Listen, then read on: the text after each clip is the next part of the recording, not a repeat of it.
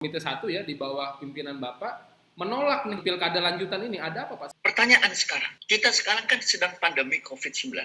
Kemudian tiba-tiba ada tim kampanye turun ke desa dan kemudian kita tidak tahu apakah mereka mempunyai APD yang lengkap atau tidak, apakah mereka carrier atau tidak. Kan kita nggak ada yang tahu, Gus. Terus saya tanya, Gus, APD yang ingin dilengkapi oleh KPU dan Bawaslu itu untuk siapa? Ya untuk petugas kami, Pak. Betul. Terus untuk pemilih yang 105 juta siapa? Nggak ada yang bisa jawab. Jangan sampai pilkada ini mengakibatkan yang namanya genosida. Ayo kita membangun, ayo kita mahagaleu, membangun mahagaleu. Wih, keren nih. Jangan lupa loh, ya, subscribe Pak. Subscribe, like, komen, dan share juga. IJ dua telu adil Katalino bacuramin ka surga basengat ka jubata. Harus. Kayaknya Bapak ini nih ada feeling Agus mau nanya selanjutnya nih, makanya nyinggung Pak Atu tadi ya. Di satu Agus mau nanya nih Pak. Kan biasa kakak adik Pak ya, sama seperti Agus dengan adik-adik itu kan kalau salah kan ya udah Agus omelin, Agus apa gitu. Nah itu hubungan Bapak ketika waktu itu Bapak jadi gubernur, di satu sisi juga Pak Atu kakak ini ketua partai, juga DPRD yang harus ngawasin Bapak gitu. Kalau misalnya Bapak salah, ada nggak misalnya Pak Atu marah-marah secara pribadi gitu, ada nggak? Nggak pernah. Momen-momen begitu. Saya walaupun bungsu tapi paling bandel, Gus. Oh gitu ya. Paling bandel, ya. Paling berani juga ya. Kalau saya bilang tidak, habis tuh. Oh iya gitu ya. Jadi banyak kejadian-kejadian keluarga. Ya karena saya dididik oleh orang tua saya, walaupun saya itu bungsu, tapi saya jadi juru kunci, Gus. Jadi kalau saya itu dari kecil, dari saya SMP, saya itu diminta oleh ayah saya untuk membuat naskah pidatonya beliau. Nah, kebiasaan saya, walaupun saya menyadari pada saat ayah saya pidato, apa yang saya buat itu, ya kalau 100%, yang dikutip sama dia mungkin cuma 1% ya, Gus. Intinya proses pembelajaran di situ, Pak ya? Ya, tapi oleh ayah saya itu diapresiasi, dipegang. Iya. Catatan saya itu dipegang. Nah, kemudian saya akhirnya terbiasa untuk belajar. Oh, kekurangan saya itu kenapa papa itu cuma ngutip 1%. Kelemahan saya, oh ternyata papa tuh ngomongnya itu. Nah, berarti apa yang saya buat itu out of context. Dengan audiens gitu loh. Iya. Jadi kalau sekarang tuh ada yang namanya native, ada generasi namanya native teknologi gitu ya, ada yang namanya native media sosial, maka Pak Teras ini sejak lahir sudah native politik sebenarnya ya. Sehingga kemudian kita juga nggak perlu heran juga kalau Pak Teras memang sudah sangat piawai banget dalam politik gitu ya. Ya itu kayak terdidik, Gus. Nah, itulah yang terbawa di keluarga. Sehingga keluarga saya ini demokratis, Gus. Jadi kalau si kecil ini, si bungsu ini bilang A, ya udah, mereka bilang itu pendapat dia. Please go ahead gitu loh. Jadi nggak ada. Dan saya satu lagi, saya ini mempercayai aparatur sipil yang membantu saya. Jadi misalnya saya mempercayakan ini kepada Sekda untuk berdiskusi di DPRD. Saya percayakan kepada mereka. Nah, kalau ada kesulitan baru saya masuk. Dan itu pun saya panggil Pak Wagub, Pak Diran. Pak Diran ini mereka ada kesulitan ini.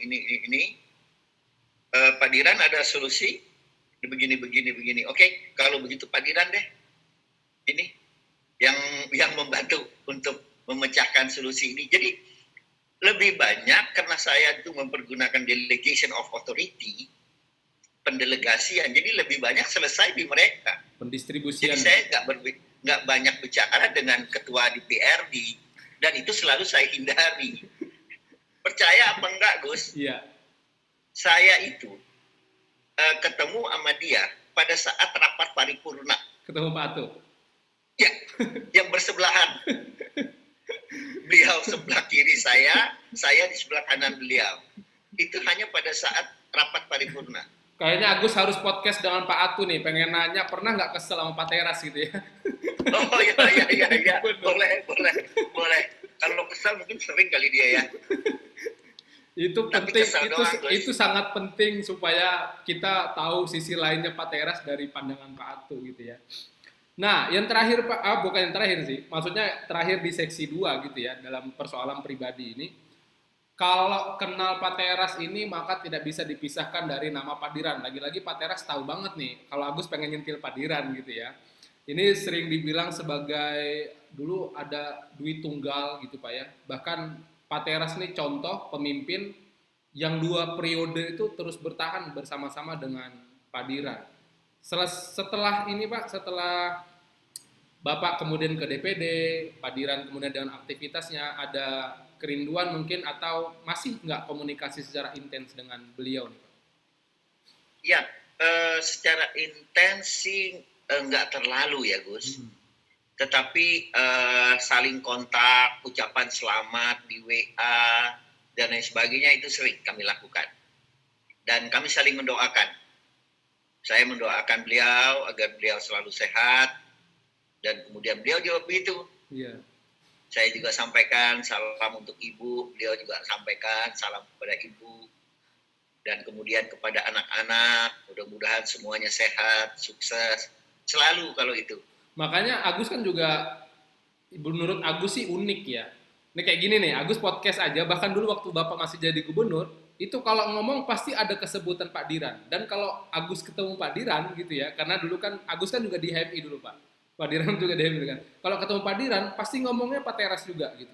Selalu saling memuji ini antara Pak Teras dengan Pak Diran dengan Pak Teras gitu. Ini apa ininya Pak, rumusnya gitu Pak, atau khasiatnya apa nih? Karena jarang politisi yang bisa bersama-sama 2 periode kan, apalagi yang sekarang kayaknya sudah nggak mungkin nih untuk Kalteng yang berikutnya nih.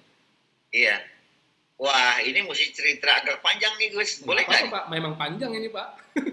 Oh ya, jadi begini Gus. Di awal, saya hanya tahu di tahun 90-an lah itu ya. Saya hanya tahu Pak Diran itu dia pernah kepala dinas perkebunan. Betul. Kemudian beliau asisten. Kemudian beliau pernah jadi pejabat bupati di Kota Waringin Barat. Tidak begitu tahu banyak.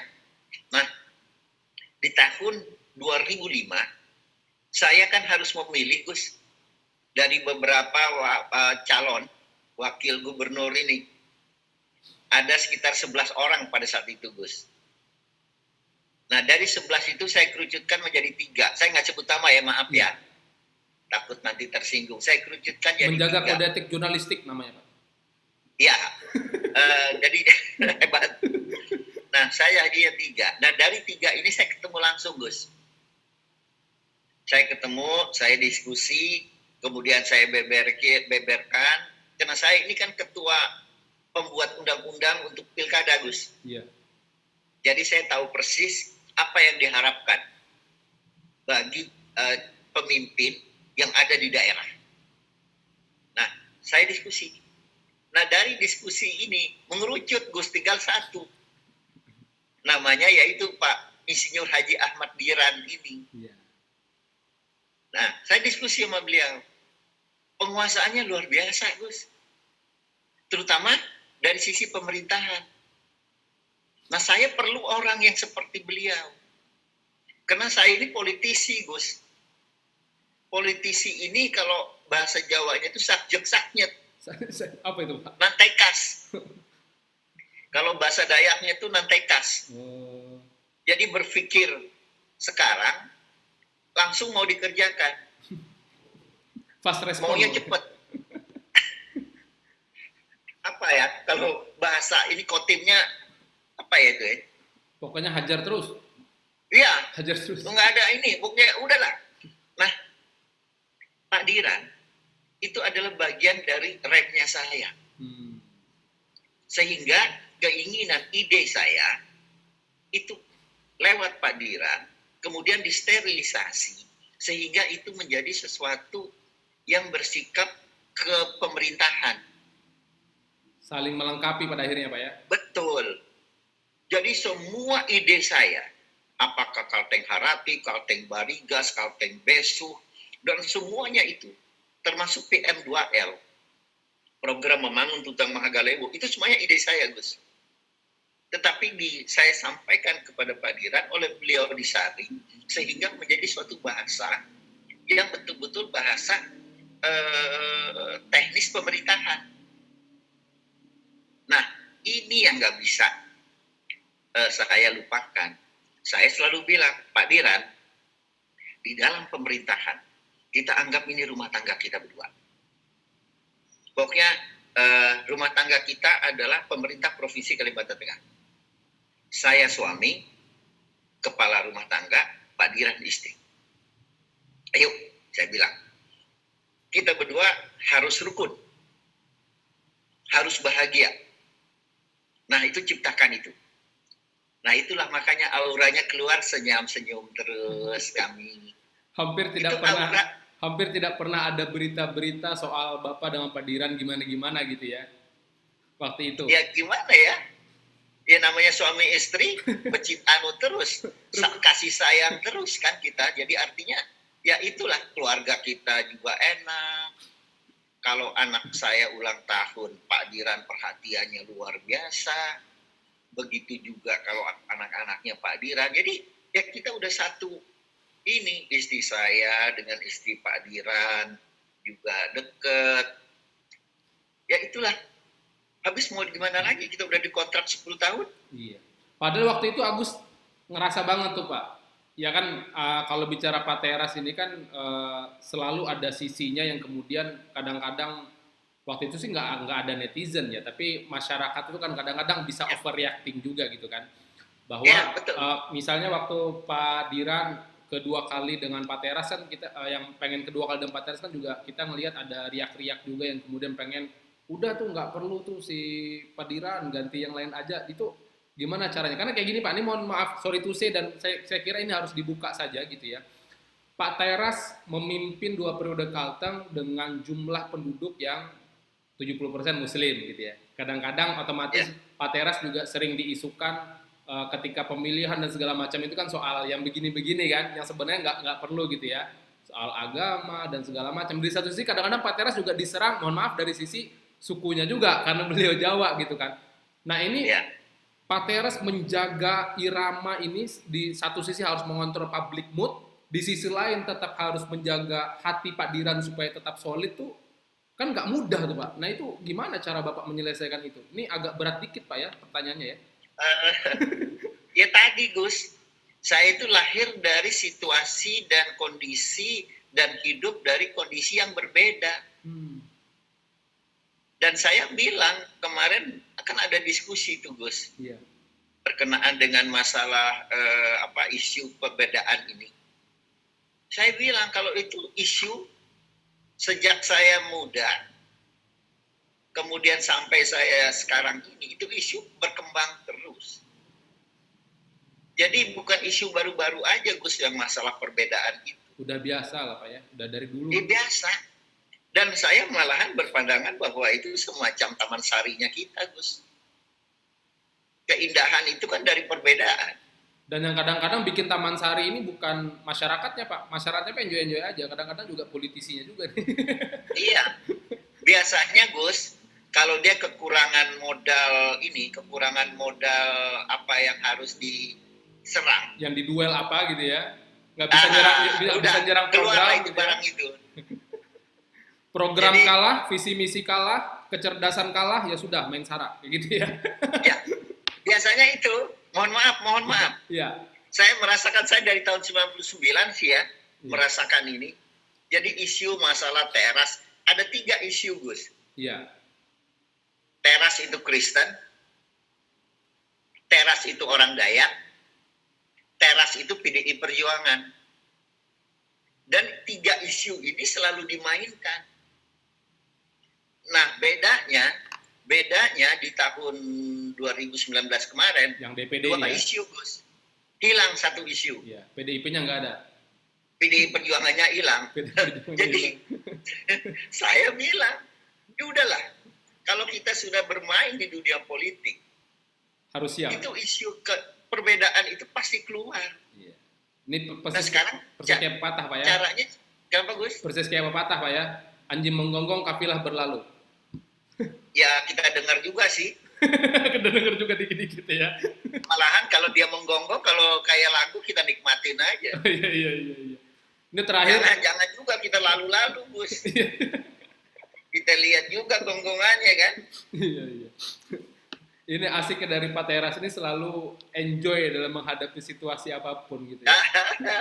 Nah, soalnya masuk ke seksi yang fase paling serius ini Pak. Kemarin Agus baca berita juga bahwa baru-baru Komite 1 DPD, kan Bapak sekaligus ketuanya ya, Komite 1 DPD RI itu rapat dengan penyelenggara pemilu nih, Bawaslu dan KPU. Bahkan sempat ngusir juga nih kayaknya utusan dari kementerian yang cuma ngutus deputi itu Pak. Benar nggak itu Pak? Dan ada yang ini juga, ada yang menarik juga. Pada akhirnya DPD RI di bawah Komite 1 ya, di bawah pimpinan Bapak menolak nih dengan pemilu lanjutan. Pemilu pilkada lanjutan ini ada apa Pak sebenarnya Pak? Apa yang dikhawatirkan dari pilkada lanjutan ini? Covid kah ya. Atau apa? Oke. Bisa dengar Gus? Iya Pak. Dengar Pak. Jelas Pak. Ya, begini. Jadi kami itu Komite 1 khususnya, saya selalu istilahnya begini Gus. Kami itu kan ada 4 komite. Betul. 4 komite itu masing-masing dianggotai oleh 34 orang dari 34 provinsi. Jadi kalau 4 komite berarti 34 kali 4 ada 136. Jadi semua anggota DPD RI dari setiap provinsi yang 4 orang itu harus ada di satu komite. Nah saya dari Kalimantan Tengah kebetulan di Komite 1. Nah Komite 1 ini bidangnya adalah menyangkut masalah daerah, pemerintahan daerah, hubungan antara pemerintah pusat dengan daerah, otonomi daerah, kemudian itu pembuatan kabupaten, kota, provinsi, itu urusannya dari Komite 1. Nah kami Komite 1 berpandangan bahwa pilkada ini adalah juga milik dari Komite 1, milik dari DPD RI. Karena apa? Karena anggota DPD RI itu adalah perwakilan daerah. Kalau DPR RI itu kan perwakilannya rakyat. Betul. Tetapi kami adalah berdasarkan konstitusi adalah wakil dari daerah. Otomatis yang ada di pikiran kami itu adalah kepentingan daerah, Gus. Nah, setelah kami meneliti bahwa nanti peserta yang pemilih yang akan melakukan tugas pemilihannya itu ada lebih kurang 105 juta. 105 juta penduduk Indonesia yang akan melakukan pemilihan. Itu ada 9 provinsi dan kemudian ada sekitar 261 kabupaten kota. Nah, pertanyaan sekarang, kita sekarang kan sedang pandemi COVID-19. Dunia lebih kurang 220 lebih negara yang sekarang terkena oleh pandemi COVID-19 ini. Indonesia, 34 provinsi itu juga terkena oleh pandemi COVID-19 ini. Dan informasi terakhir dari sekian daerah ini, itu hampir 60% itu terkena oleh pandemi COVID-19. Yang kami utamakan kan adalah keselamatan rakyat. Nah, kami melihat, kasih jeda dulu. Ada usulan kami, nanti deh di 2021 sekitar bulan Maret dan April. Apa? Untuk jeda.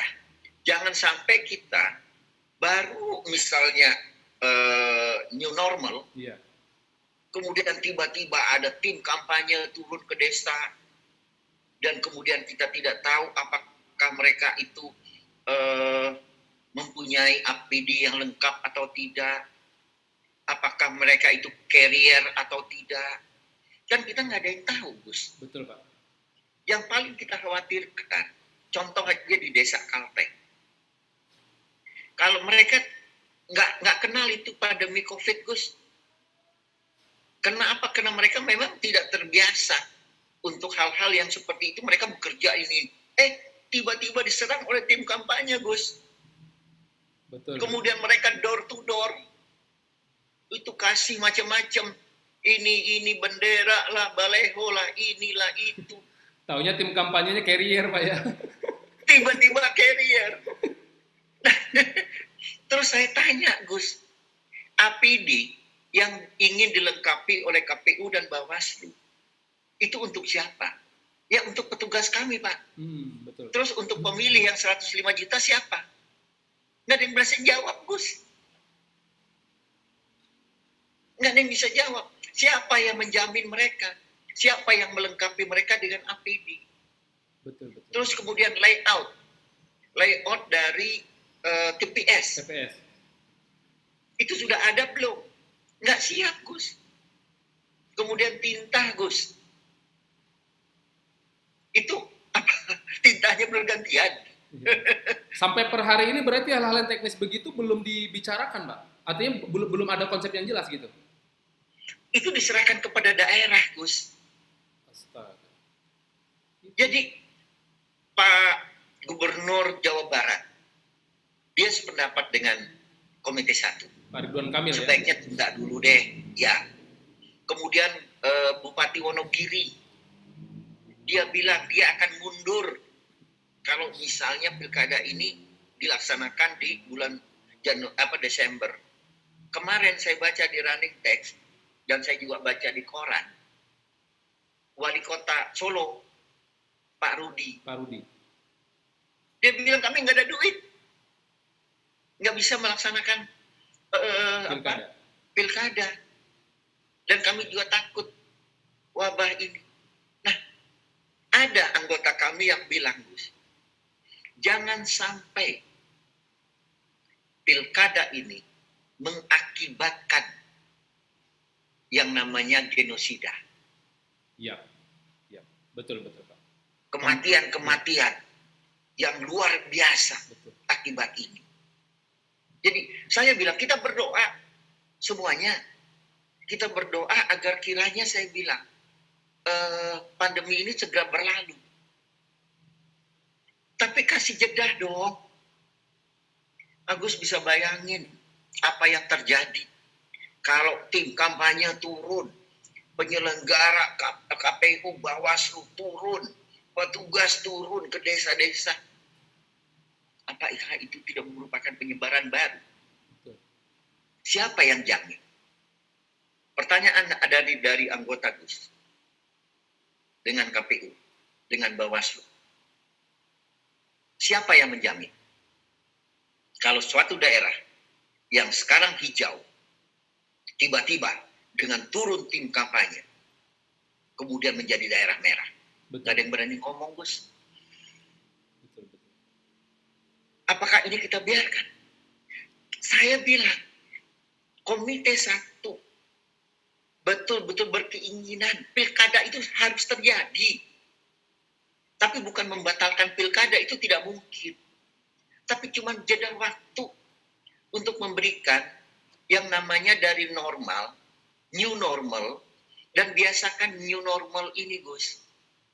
Membiasakan rakyat kita pakai masker, membiasakan pakai jaga jarak, jangan berkumpul, kemudian cuci tangan, pakai sabun, hand sanitizer, itu dibiasain dulu gitu loh. Iya, karena banyak masyarakat pada akhirnya juga physical distancing, social distancing juga belum ngerti ya. Bahasanya terlalu keren. Jaga jarak deh, Gus. Jaga jarak, jangan berkumpul banyak orang. Itu yang sosial dengan physical itu. Iya. Social distancing untuk mencegah jangan sampai berkerumun, physical distancing, jaga jarak. Artinya dengan berbagai kendala yang Bapak lihat terjadi di tim penyelenggara ini, akhirnya DPD berkesimpulan kita tolak ya untuk 9 Desember 2020 ini gitu Pak ya? Menolak tetapi kita juga memberikan alternatif, Gus. Hmm. Jadi kita katakan diselenggarakan di kuartal akhir tahun 2021. Itu artinya itu antara bulan April. Bulan April. Antara April dengan Mei. Kemarin ada lucu, Gus. Siapa? Jadi saya kan kemarin itu baru kita mengadakan pertemuan dialog. Dialog. Saya kebetulan dialog dengan Ketua Komisi 2, Pak Doli. Pak Doli. Ya. Jadi dia cerita terus kemudian dikasihlah kesempatan saya untuk sebagai pembicara kedua. Saya bilang, Bung Doli, apa yang Bung Doli katakan saya sudah pernah rasakan. Karena saya pernah dulu sebagai Ketua Komisi 2. Betul, Komisi 2. Jadi kesulitan, kemudian kendala yang Pak Doli rasakan, itu saya sudah pernah rasakan. Jadi saya bilang, saya sekarang di DPD RI. Pasti kita beda. Bung Doli menyatakan ingin 9 Desember. Nah, saya sebagai Komite 1 menyarankan tidak tanggal 9 Desember. Nah, tapi saya bilang indahnya Indonesia ya kayak begini. Ini saya bilang Taman Sari. Oh, dia ketawa, Gus. Jadi apa yang saya katakan pasti berbeda dengan apa yang Bung Doli katakan. Saya sampaikan. Nah, artinya apa? Saya ingin meyakinkan lagi bahwa perbedaan pandangan Komite 1 dengan DPR RI dan pemerintah itu bukan untuk kepentingan pribadi, tetapi itu adalah kepentingan bangsa dan juga kepentingan negara. Dia ngomong, Gus, bahwa nanti kalau ditunda nanti akan banyak pejabat. Saya hitung itu juga nggak sekaligus.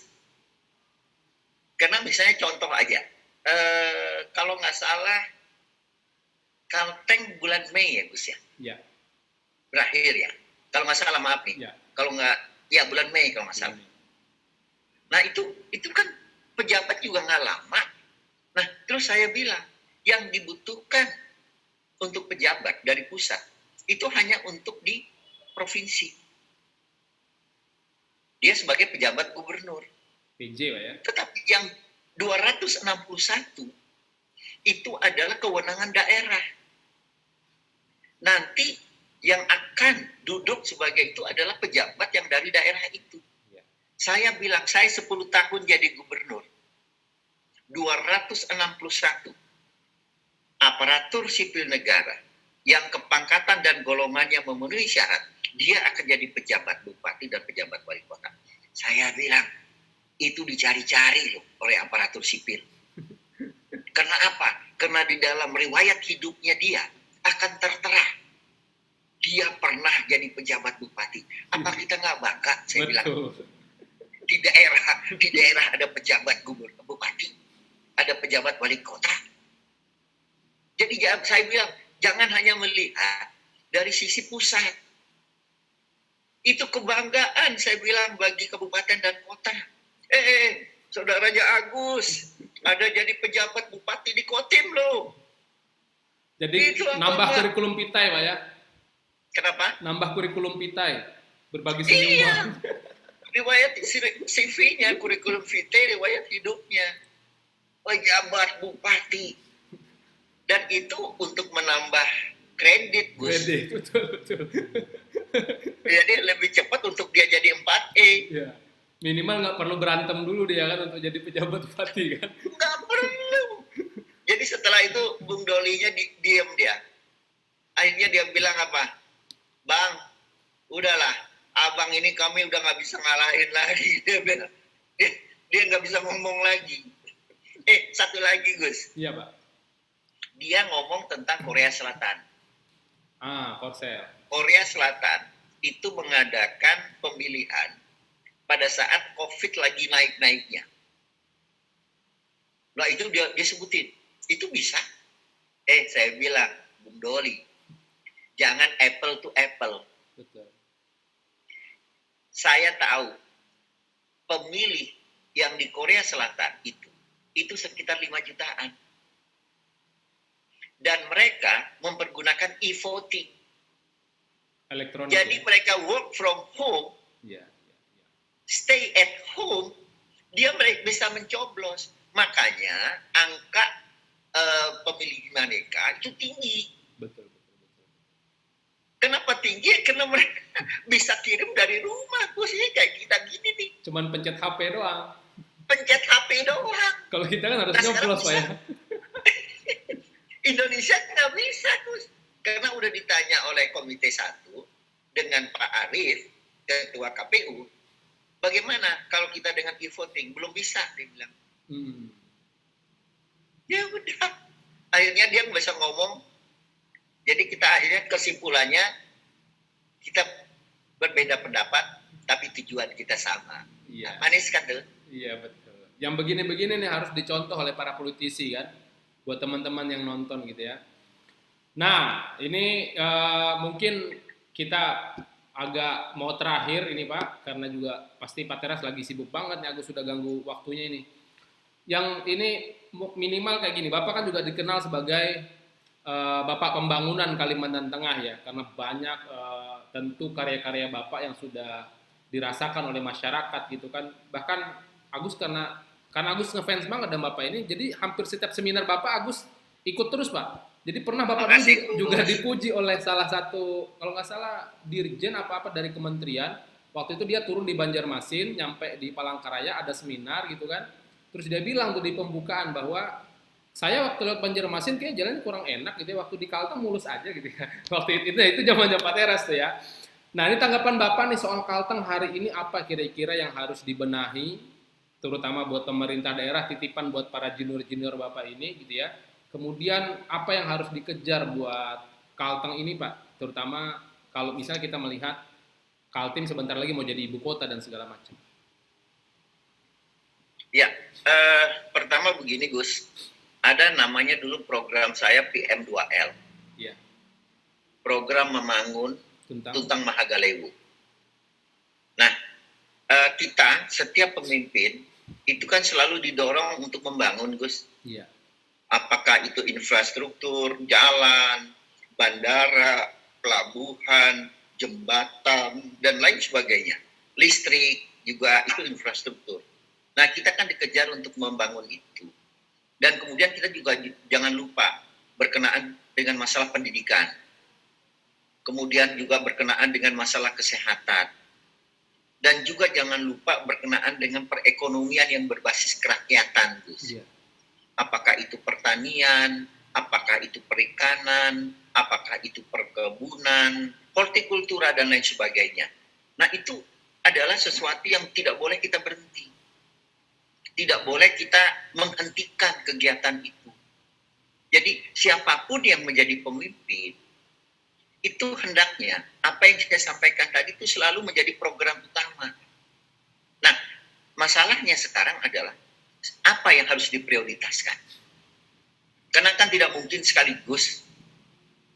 Jadi harus ada yang kita prioritaskan. Kita lihat. Misalnya dari saya berbicara ini dari gubernur sebelumnya. Dari Pak Cilik, dari Pak Silvanus, kemudian dari Pak Gara, terus sampai terakhir dari Pak almarhum Pak Asmawi. Saya lihat apa yang sudah mereka lakukan. Oh, mereka sudah melakukan ini, oke. Saya lihat ini apakah sudah berjalan baik apa enggak? Oh, belum. Oke, kita bantu, kita percepat ini. Contoh Gus, berkenaan dengan jembatan Kalahien. Iya. Jembatan Kalahien itu sudah ada dari zamannya Pak Cilik, Gus. Tekadnya. Tetapi kita terkendala oleh uang. Kenapa? Karena Pak Cilik, Pak almarhum Silvanus, semuanya almarhum itu, mereka bilang Barito Selatan dengan Barito Utara itu tidak boleh, mereka itu harus keliling lewat Banjarmasin. Mereka kalau mau ke Palangkaraya itu harus langsung. Tetapi saya memahami ke dalam mereka. Pada saat saya forsir, Gus. Jadi saya itu hanya melanjutkan cita-cita dari para pemimpin yang dulu. Karena apa? Karena mereka punya cita-cita untuk membangun daerah ini dari nol. Jadi kalau orang bilang, itu hebatnya Teras, saya bilang enggak. Itu hebatnya pemimpin kita yang sebelumnya. Karena ingin mempersatukan yang namanya kabupaten-kabupaten yang ada di Kalimantan Tengah ini. Kemudian Gus, saya pada saat di tahun 2005 menang, saya langsung melihat, ini apa ini yang bisa mendorong agar Kalteng bisa maju. Ternyata Gus, kita masih tergantung dengan Kalimantan Selatan. Betul, betul. Itu sekitar 80-85% untuk pangan. Ayam kita masih tergantung, daging kita masih tergantung, telur dan sayur mayur kita masih tergantung. Kendalanya di mana? Saya cari Gus. Kendala ternyata adalah infrastruktur. Iya. Terus kemudian saya langsung berpikir, bisa nggak ya kita melalui sungai kayak zaman orang tua kita dulu? Melalui Anjir Banjar, Iya. kemudian tembus ke Kapuas, Anjir Kelampan, itu Pak, nggak bisa lagi Pak. Karena sekarang itu ternyata sungainya menyempit Iya. dan kemudian terjadi pendangkalan. Bisa nggak kita keruk, saya bilang. Bisa Pak, tapi memakan waktu. Waduh, saya langsung pikir Gus, kalau begitu berarti gue mimpin nanti selama 3-4 tahun menderita terus di rakyat gue nih. Karena setiap tahun kan banjir Gus. Betul, betul. Di Tumbang Nusa. Akhirnya saya panggil PU. PU, apa nih kendala? Itu kok sering banjir, kok kita jadi terhambat. Pak, jembatan layang Pak, itu cuma 2,4 kilometer. Nah, padahal banjir ini sekitar antara 9 sampai 11 kilo. Setiap tahun. Oke. Di zaman Pak Asmawi ada satu program, karena mungkin beliau waktunya nggak sempat. Itu ada penambahan jalan layang itu sekitar 7, sekian kilo. Nah, saya lihat ternyata itu masih on. Jadi nggak ini, jadi masih hidup nih barang. Loh, saya panggil lagi, Pak bisa, tapi waktu kita cuma 6 bulan, karena ini adalah anggaran dari ADB, Asian Development Bank. Kalau nggak bisa, ini akan ditarik lagi anggarannya. Langsung. Kebetulan pada saat itu PU-nya jago. Namanya dari Sumatera Utara, Ober Gultom. Ya. Terus saya tanya, saya panggil dia Gus. Pak Gultom, kita ada duit. Sekarang kita harus bangun. Waktu kita cuma 6 bulan. Saya perintahkan, saya bilang harus selesai.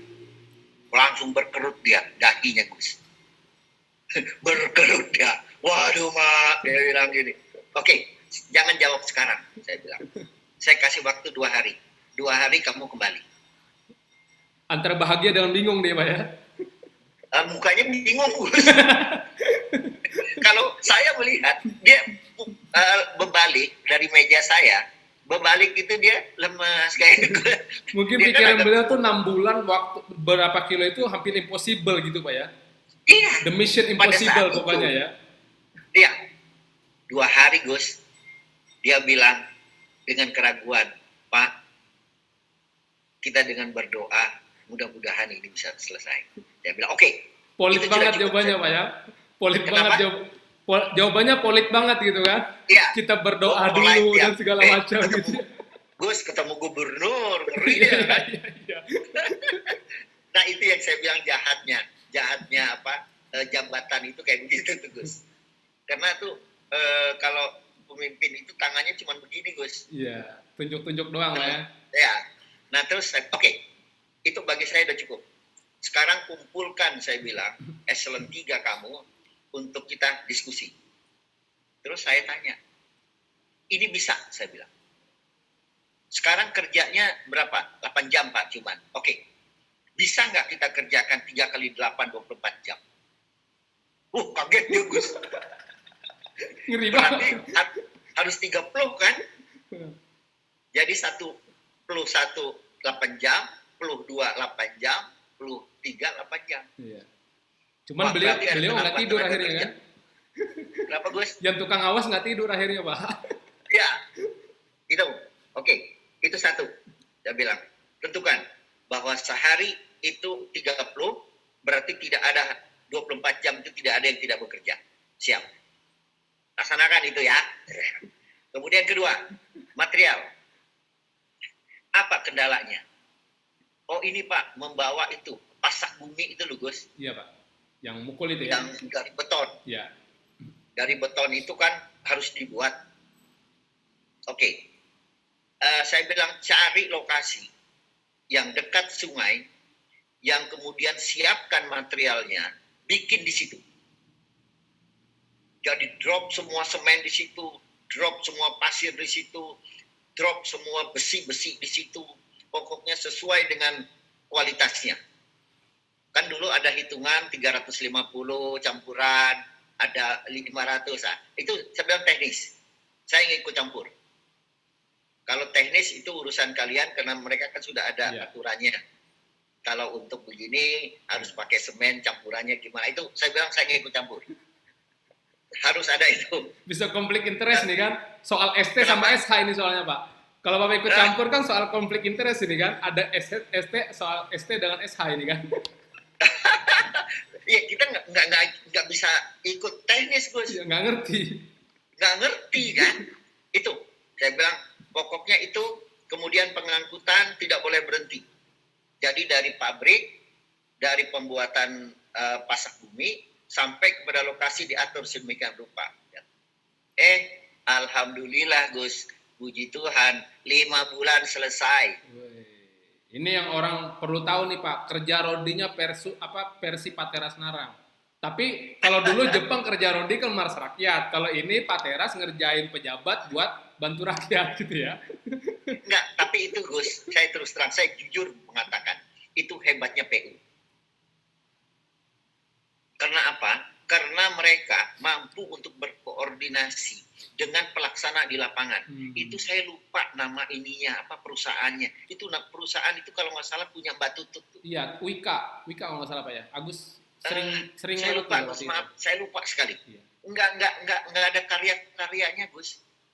Terakhir yang saya menambah sekitar 4 kilo itu ada WK, ada Utama Karya. Oh iya benar. Itu terakhir. Itu yang Agus lihat.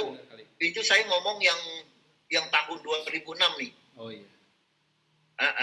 Terakhir kan ada penambahan lagi. Nah itu saya nggak ikut campur karena itu udah urusan saya udah beres lah.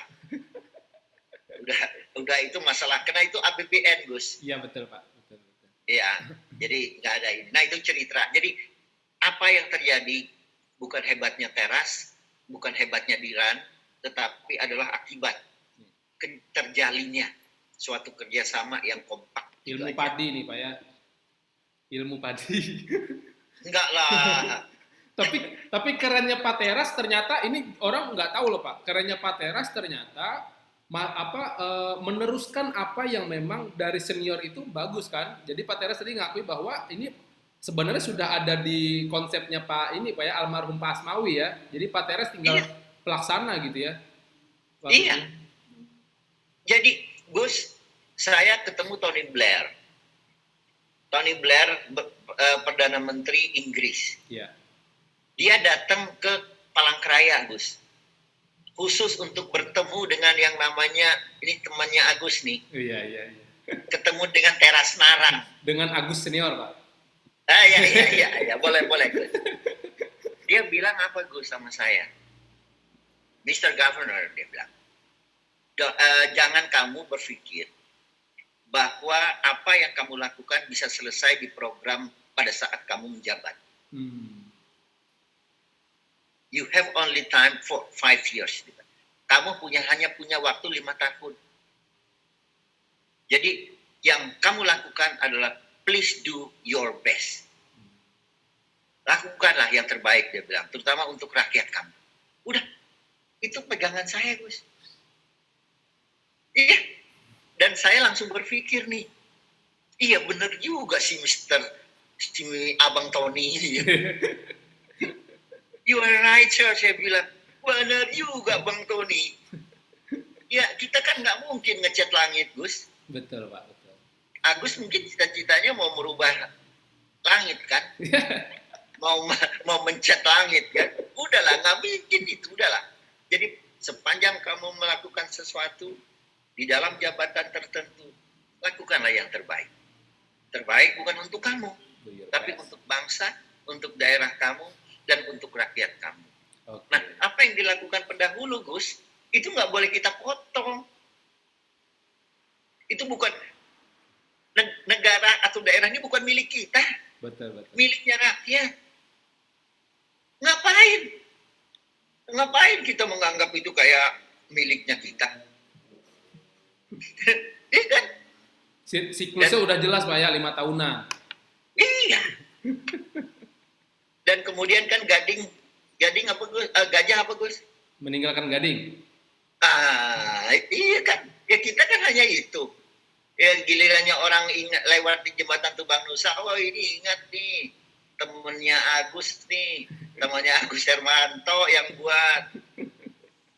Malahan ada usul Gus lagi itu yang saya tolak. Iya Pak. Itu kan jembatan Tumbang Nusa. Disingkat apa Gus? TN. JTN kan? JTN ya. Jembatan Tumbang Nusa. Ganti aja katanya jadi jembatan teras. Saya bilang enggak. Nggak mau saya masih hidup. Saya bilang. Nggak mau saya. Di mark gitu ya Pak, di brand mark gitu ya. Enggak. Saya bilang enggak. Jangan. Oke Pak, ini yang terakhir nih kali ya Pak ya. Sebentar lagi Kalteng, terlepas apakah 9 Desember terlaksana atau tidak, kita doakan yang terbaik. Kira-kira apa nih pesan Bapak untuk masyarakat Kalteng, juga untuk para kandidat Pak ya? Karena kita lihat kan sekarang lagi ramai nih kandidat Pak, bongkar pasang gitu ya. Ini apa yang Bapak pengen titip nih, pesan nih buat senior-senior Agus dan junior-junior Bapak ini bagi beliau-beliau ini. Apa enggak keduluan? Apa Pak? Kita belum jelas siapa yang maju. Oh iya, iya gitu ya. Betul. Ntar keduluan loh. Nanti kita bikin podcast sendiri lagi. Oh, siap. Ya Karena minimal kita apa belum tahu pesan Bapak lah buat kandidat-kandidat ini apalah gitu kan. Kalau saya berpesan untuk rakyat aja deh Gus. Oh siap. Boleh kan? Boleh dong Pak, boleh.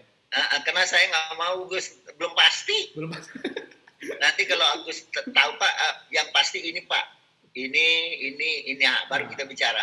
Baru kita podcast lagi Pak ya. Baru kita podcast lagi. Oke. Kalau ini untuk rakyat deh Gus.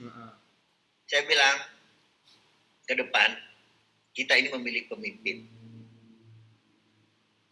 Memilih pemimpin tentu kita harus melihat track record-nya. Apakah dia mampu untuk mensejahterakan, untuk memakmurkan rakyat. Dan kita punya falsafah Huma Betang. Ya. Huma Betang adalah falsafah kebersamaan, Gus. Di dalam Huma Betang, itu saya selalu katakan, itu saya bagi, Gus. Hu-nya humanis, kemudian yang namanya ma-nya, ini tentunya adalah untuk berkeinginan untuk maju, dan kemudian B-nya harus berani, tetapi berani dan konstruktif. Berani bukan hanya sekedar berani, dan pada akhirnya tanggung jawab. Nah, semangat Huma Betang inilah yang menurut hemat saya harus kita pertahankan. Dan hindari money politik. Iya. Itu rumahnya Nenek Agus gitu, Pak.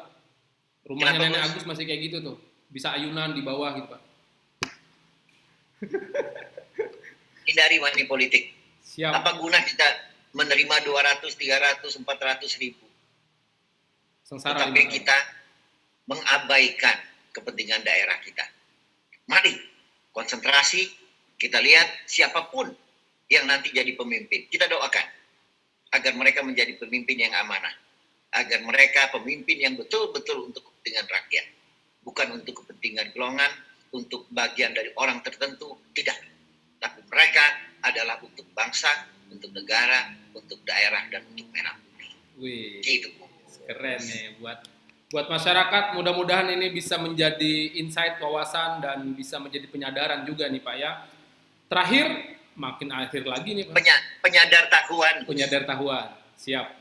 Terakhir ini Jadi ada disinggung oleh Pak Teras tadi berapa kali, tapi sengaja Agus nggak pengen singgung dulu gitu ya. Karena Agus tahu Pak Teras ini selain seorang politisi, selain juga lawyer, bila juga adalah seorang musisi dan pencipta lagu juga. Dan judul lagunya salah satunya adalah Mamangun Tuntang Mahagalewu. Boleh Pak sedikit refnya Pak untuk menutup Oke. podcast kita nih? Ih, keren. Itu yang aku tunggu.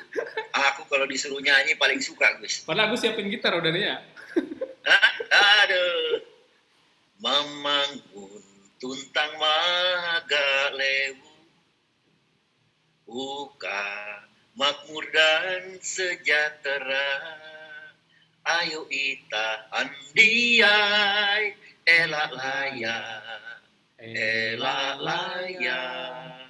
maju lewu, maju utus, akan ita andiai.